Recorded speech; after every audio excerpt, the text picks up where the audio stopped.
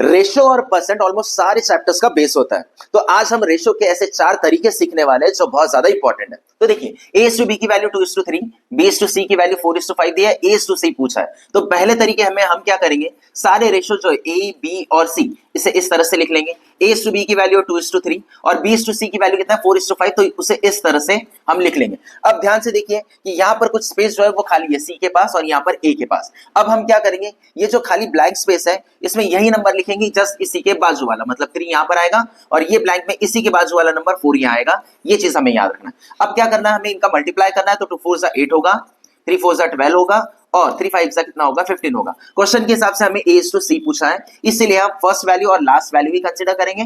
बीच वाली जो है b की वैल्यू जो है उसे हम इग्नोर कर देंगे, ठीक है। अब 8 is to 15 जो है ये कैंसिल आउट नहीं होगा, रिड्यूस नहीं होगा, इसलिए यही हमारा क्या रहेगा, फाइनल आंसर रहेगा। अब दूसरा तरीका ऐसा होता है, हम क्या करेंगे, a is to b की वैल्यू लिख लेंगे। सबसे पहले 2 is to 3 है, then b is to c की वैल्यू कितनी है 4 is to 5 है।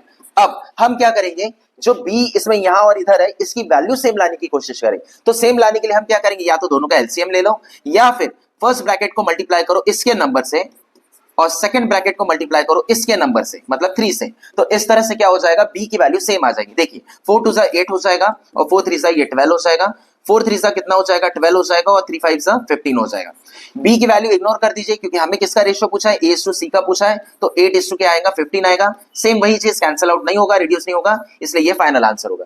तीसरा तरीका ऐसा है, हम क्या करेंगे, a is to b is to c ऐसे सबसे पहले लिख लेंगे तीनों ratios. a is to b की वैल्यू कितनी है 2 is to 3 है और b is to c की वैल्यू कितना है 4 is to 5 है। अब मल्टीप्लाई करने का तरीका जो है वो पैटर्न आप याद रखिए, कैसे मल्टीप्लाई करना पड़ता है। तो देखिए मल्टीप्लाई करने के लिए हम क्या करेंगे, सबसे पहले इस तरह से ये जो पाथ है ये फॉलो करेंगे। 2 4 कितना होगा 8 होगा, देन 3 4 कितना होगा 12 होगा, देन लास्ट में 5 3 कितना होगा 15 होगा। ये जो पाथ है जो मैंने नंबर्स लेकर किया है इसे याद रखना आपको जरूरी है।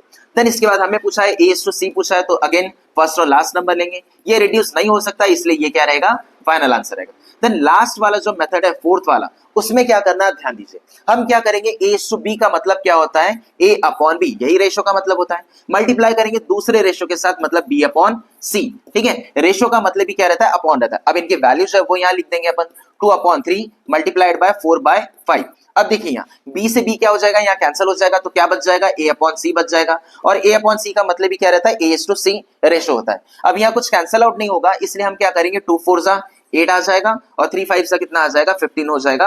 और इस तरह से a is to c मतलब a अपॉन c की वैल्यू 8 अपॉन 15 आ गई है। तो ये 4 तरीके जिसकी वजह से आप रेशो के कोई भी सम को आसानी से सॉल्व कर सकते हैं।